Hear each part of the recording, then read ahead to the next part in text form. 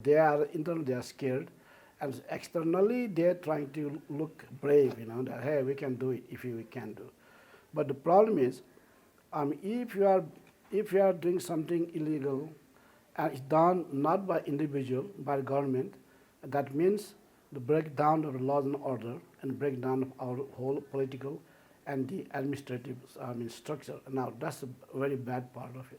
Research Associate Dr. Tilak Bahadur Shrestha sir. Welcome to the Gorkha Spirit. हजुर नमस्ते नमस्कार सेवाहरूलाई सबैलाई नमस्कार. So, how do you see the arrest of funny Raj Pathak? No, that's a pretty funny business going on here, because if you have to arrest somebody, then they have to break laws, the rules, written rules, and passed by the parliament. So the basic question comes: what written, published laws they have broken? If not, they have not broken, then that's illegal act done by government, and it's a very sad thing to say. That also, what kind of crime is that? It is not a major crime, and so I will think, if somebody says a king or His Majesty or something like this, and if people are arrested for that, so let me be slightly speak on the lighter note. In all the wives in the home, they may call their husbands Raja, King, Your Majesty. In that case, I would imagine the police going around and arresting all those women or ladies who call their husband king. That would be pretty funny. I'd like to see that. So, it's illegal. It's illegal. So, because the basic question is, which law did they broke? So basically, I would imagine, I don't know, I'm not the privy of that, but it seems they are trying to warn the king. Just bad thing may happen to you, and arresting those two individuals are merely showing off the symptom what may happen tomorrow. So that's basically, it's a kind of like indirect threat to the king. so the incidents came after the celebration of former king's birthday. So, the government, do you think they are opposed this celebration? They have not said anything like this. To begin with, let me stop for a second, and let me wish, even though it's 2 days late, the happy birthday to King Gyanendra Sarkar. So let me wish him in Abhivadan, all the good stuff. Now, I have no idea, what the government intend to do that, but we might surmise, or we might come to that kind of conclusion, even though government has not said anything about it. But it looks like that, it seems like that. But we may be totally wrong about it. There may be some other motivations behind that. But the way I see is, basically they are trying to threaten the king indirectly, and it also shows their internal the attitude that they are kind of scared. Otherwise, why to do that? So they are internally they are scared, and externally they are trying to look brave. That hey, we can do it if we can do.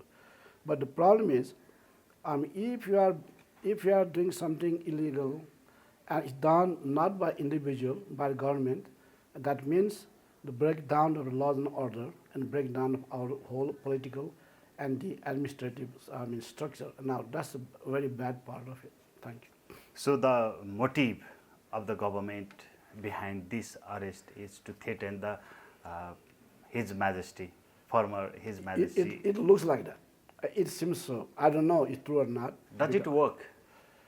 No, I don't think so. Why should it work, right?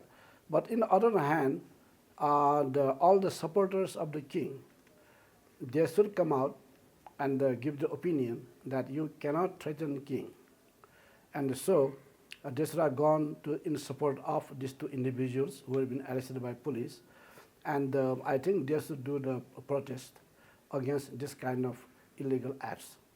And that also means there's enough support behind the king so that the threat against the king is not, is taken seriously, and it will be not accepted.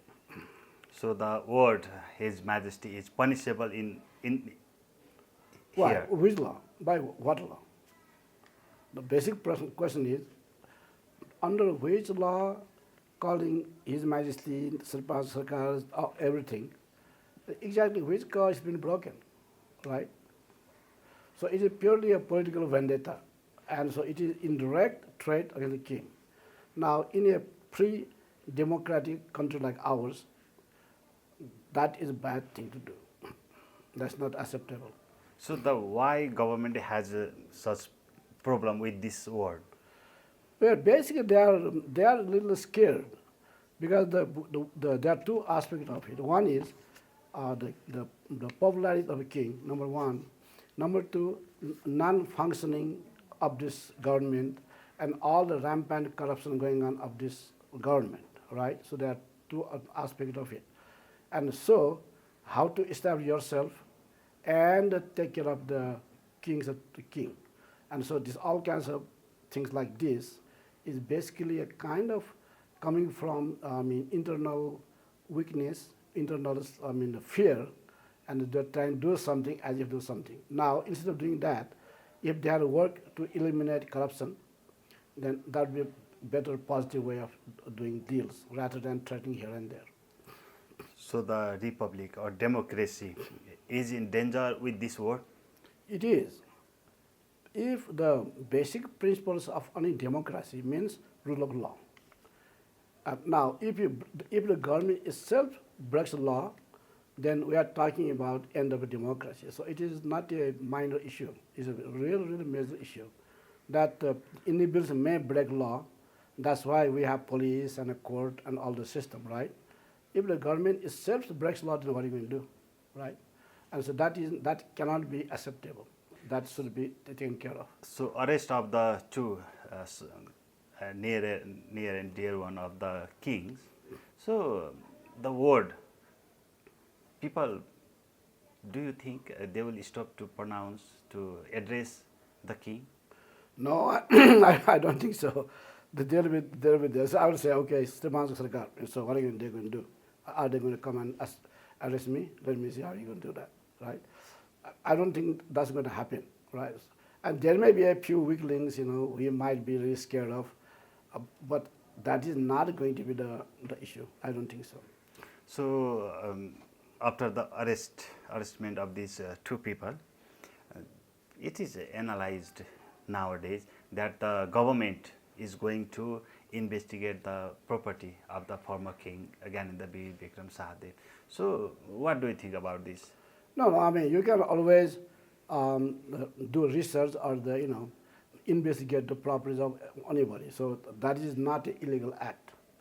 One thing I may have to say is that why only of the king? Why not so many other ministers?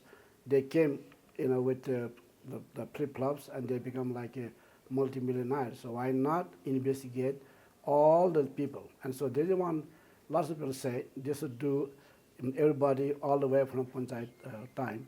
So I would be very happy to see the investigations of all the people at the political level as well as the top level, the administrative levels, army, police also, all the way from Panchayat till today, And within that framework, if they also do investigation of the king's property, that is well and good. But you don't do anything about them, and all of a sudden, they bring out the issue of king's property now only, not why not before, right? And so Deoba Oli and the president has been government for so many times, they never say anything about it, and all of a sudden why the issue came now. So it shows it is not really about investigation, but about the political vendetta. And why the political vendetta? It is still because of inside they start to fear that, oh, wait a minute, the king may really come back, in the political force, and that's why they are doing all these kinds of antiques and dramas. That's what I think. But the movement of the monarchy is destroyed very badly. So why the government is still afraid with the monarchy? No, I wouldn't say it's destroyed. I would say that there's ups and downs. It is true. And right now, I don't see a whole lot of things going on in the street, right? So sometimes what happens is, before the storm, there's lull. And so sometimes it goes up and then it goes down, then it goes up and goes down. And then the basic question is there movement, is there the historical necessity of the king? So the question is not what's happening right now, But is this government running well? Did how the kings behaved before, and what may be the good thing if the kings come back again, and what the people think about removal of the king, and those are the issues should be more thoroughly, investigated rather than exactly what's happening now. Now, for example, tomorrow again, it may come up again, right? Now, for example, if you look at the Rana regime before 2007, there are so many small and large movements, and all of a sudden it happened. Same thing now also. It go up and down and go up and down. So the exact position of at this moment is also important, but it is secondary. Primary is their political will and the political need of the monarchy. That's the basic question we have to investigate. So you still believe that there is the possibility of restoration of monarchy? I think so. I mean, it's purely my political, the personal opinion, so you don't have to be correct. But I think we have, as I said before, the question is not really between monarchy and the democracy. It is not between monarchy and republican. No, that's not the issue. We are, we are talking about constitutional monarchy, right? Not monarchy. So let's be very clear on that. Because lots of times people say, hey, this is between monarchy and the republican, or say in Nepali, and Rajtantra versus Ganatantra. But that's a misnomer. No. What we are saying is sovereignty is with the people, not with the king. And it is expressed through multi-party system election, right? So not two thoughts about it. But the question is, if it didn't work together, then what's going to happen? That's one thing. And so, if this is a political party system, and you have to have one more layer above that, and that does not come from politics, but from the pride in our heritage by, let's say, morality, by the dharma. So the king is not evaluated by political system, and also king also carries our history, our heritage. So king is not only about Sahamangs, but we are talking about King Janak, King Yalambar, King Mandev, like a King Mahendra Malla, who would not eat before everybody eats. So he'll make sure that all he eats before he eats, right? We are talking about Prithvi Narayan Shah, who united all. Otherwise, we had so many small kings and like that. We are talking about King Mahendra Shah, who ushered into that modern Nepal, building roads and the factories and all the kind of stuff. So we are talking about that. And of course, there are bad characters like Saranabhadra Shah. So we are not talking about that kind of thing. So the question is, if you look at the Mr. Nepal and Miss Nepal, the choosing them is a very different criteria. So you don't want to have a muscular Miss Nepal. We don't want to have a dancing Mr. Nepal, right? So the political party does the politics, but then there has one more layer above that who does the ethics, morality, and the dharma. And this is where the king and the president differs. The president, he comes from political system. That's not what we are talking about. Thank you. At the end, what's your suggestions to the government? The government has to look inside. Looking at the king or somebody else, that's the most nonsensical thing. Why don't they clear up the corruption? Number one, corruption. Number two, selling Nepal to the foreigners, right? If they could do these two things properly, then everything comes in place. So you have to have a proper education where children are taught about the heritage and pride in our system, and that will take care of all other issues. Thank you. Thank you. Thank you, sir, for joining us. Namaskar, namaste.